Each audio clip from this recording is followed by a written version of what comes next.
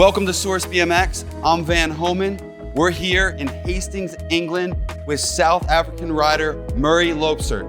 Murray was recently introduced to the Fly team, so today we're gonna check out his Fly Odyssey build. Congratulations on the new ride, Murray. Thank you. I'm super stoked. Couldn't be more hyped. All right, Murray, so you've got your new Fly build here. You've chosen the Courage Adams signature Savannah frame. You're running a 20.6 top tube. You and Courage are both kings of the nose wheelie. Is it the frame? I reckon that's kind of more, if someone can nose manual, they can nose manual. But there's definitely things on a bike that can help nose manuals. This bottom bracket's quite low to the ground. It's much lower than my previous bike. And that definitely helps nosies because it pushes the bike further down so you don't have to be as steep.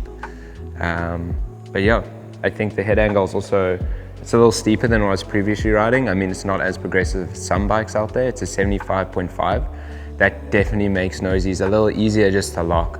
Also, tail whips and bar spins, that much quicker with the steeper head angle. So I quite like it. It's a bit twitchy. Took a bit to get used to, but I definitely prefer it. Okay. Yeah. How tall are you and why do you choose the 20.6 top tube, and what else should we know about this bike? Yeah, I'm 175 centimeters. I don't know how much that is in feet, but pretty short, like I'm not a tall guy. And I just like a bike feeling like just compact. I don't feel like too spaced out. Like, I don't know why, this is personal preference really. And yeah, the back end's 13 inches slammed. So it's a little bit longer than a lot of bikes out there. But I think it's a perfect like mid-ground where you can still kind of pump training and get decent speed, and then hardware grinds aren't that hard. So I think it's perfect. So it helps you feel stable in the parks, but still responsive in the streets. Exactly that, yeah. All right, Murray, you're running the Odyssey R15 forks. So they have a steeper 15 millimeter offset. A lot of times these forks could be associated even with flatland tricks. So why do you choose the steeper offset, and what type of tricks do they help you out with? It's kind of a new change for me actually. I was on the R25s for ages. Made the change because I just wanted to feel it and see what it was like. Definitely way twitchier, but I found G-turns, so like 180 to backwards nosies, so much easier. You just like locked into them better. Okay. And overall it didn't change much. Like once I got used to it, I kind of forgot even. But you do have to be careful, like if you're riding trails or something, it's just a little bit more twitchy so you can high side a bit more easy. Theoretically bar spins would be quicker because your wheel's not doing as much of an oval and it's more like just in one circle. So it would make them a little quicker, I guess. Yeah, I made the change probably like 6 months ago and I love it, yeah. Awesome, and what else should we know about these forks? I mean, it looks like they kind of have the tapered legs so they resist drag during grinds and things.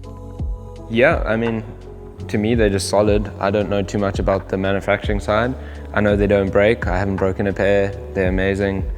And yeah, just solid. All right, you have the Odyssey Aaron Ross signature bars. They have a larger radius bend to increase durability. I think you're running 9.25 rise. Why do you choose this rise, and overall, how are these bars holding up? I used to run like 875, so super low. Then I went way up to like, I think 9.5s, and I found that I just wanted something in the middle, and that's 9.25.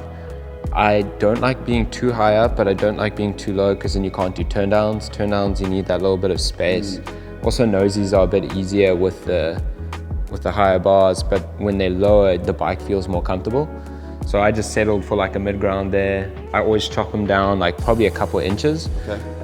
So they're a bit shorter than a lot of people would run, but they're not too short.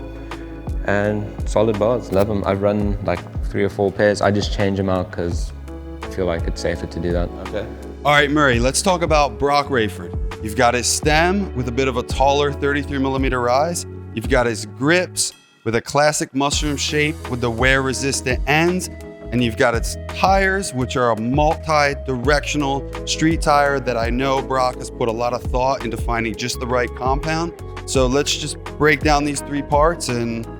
Yeah, I mean, I chose a stem because again, I like a very close stem, and it's pretty much the closest stem Odyssey had. and I liked the look of it. It just seemed like the right one. I rode it, I liked it, and so I kept it. Grips, love grips. They feel pretty good off the bat, but I definitely prefer more worn-in grips, so I run them till they're dead, as you can see. Tires, really like them. They've got a good squeak to them, so if you're doing 180s, it's like, yeah, and also just all around really nice tires. Like often when you ride a tire and you put it on, it feels a bit funky when you do a manual. These off the bat just have a nice wear-in feeling. So, okay. Yeah, I dig them. Always find it interesting to know like what size you're running and what tire pressure you're on. Yeah, so I'm on the 2.4s, I think. Yeah. Just slightly wider.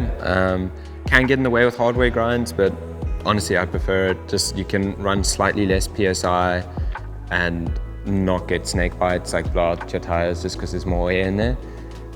So yeah, I run the biggest tires that come in, 2.4s, and I run like 3.5 bar. Not sure what that is in PSI, but it's kind of like on this middle ground where you can still ride trails on it and you can ride street. I don't like too squishy. Yeah. Okay, yeah, so right in the middle, so you can do it all. Yeah, essentially. Also, you just get less snake bites, honestly, less blowouts because your tires are a bit harder. I'm guessing it's around 50 PSI. Yeah, I'd say that. Yeah, 50. 60. Yeah, just there. All right, Murray, you mentioned to me that you've been running the same Odyssey Thunderbolt cranks for 5 years. That's insane to me. How are these things so durable? And also talk to me, you mentioned that they prevent ankle bite. You don't get a lot of beat up ankles from these cranks. Nice smooth design. So tell us about all that. Yeah, I love them. Honestly, like I put them on, they're 165, so like not too short. Like they're not the shortest you get, but they're short. That's just for tail whips and stuff. Feel amazing. And dude, just keep running them. Why change something if they're not breaking? They have a lifetime warranty on them. So I was like, I guess they're made to last. So let's just try it out. And still going strong, not bent, anything like that.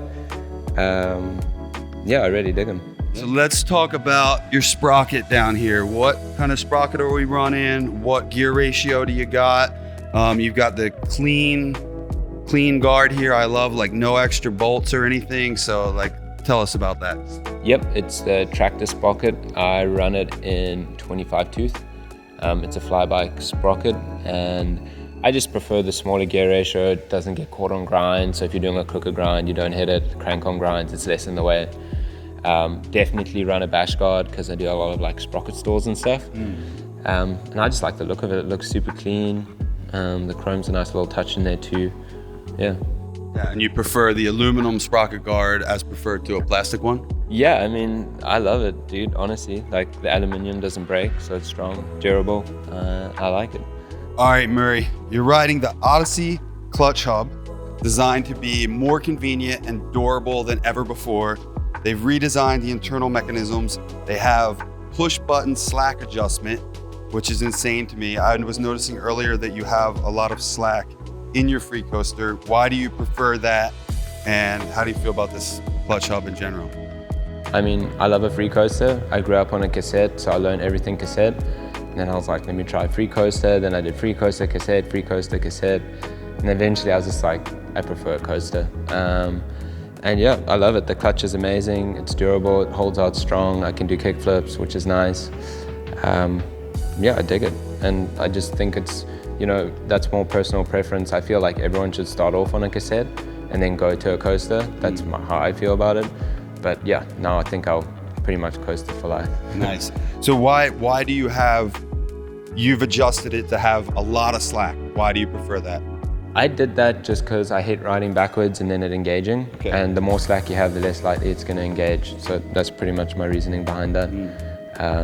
And I don't need pedal pressure because I'm riding a coaster. Okay.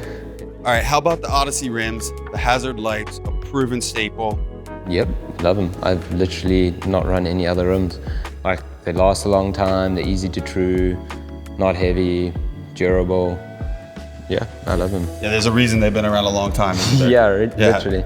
I mean, I just kind of saw what they had and I tried them out and I just stuck with them because they work. Murray, you're running the Odyssey graduate pegs, chromo core, plastic sleeves, 5 inches, a little bit longer than the average. Why do you run the chromo core? How's the plastic slide? And why the longer pegs? Steel doesn't overlise, so it's stronger. 5-inch because like if you're grinding in a crook grind or something, you're less likely to lose your peg. There is a downside though, like if you're trying to hop up a rail onto a rail that's higher, you can clip when you go up. So you just got to watch out for that. I just wanted to try it out and kind of liked it, so I kept it. But yeah, I might go back to 4.75s, I think it is, or 8.5s. Okay. But for now, I like it. It's nice. If you're grinding, doing a feeble grind with a longer back peg, if your front wheel drifts across the ledge or something, you're just less likely to lose the back peg. So it's a bit easier to stay on for longer. Struggle with those feeble grinds, huh? Oh, totally, man. I suck at them. All right, so while we're talking about the pegs, sometimes it can be an overlooked detail, but the hub guards are really important.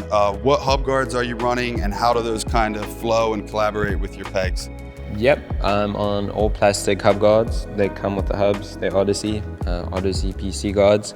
Except for my drive side, I run a G-Sport driver side steel hub guard.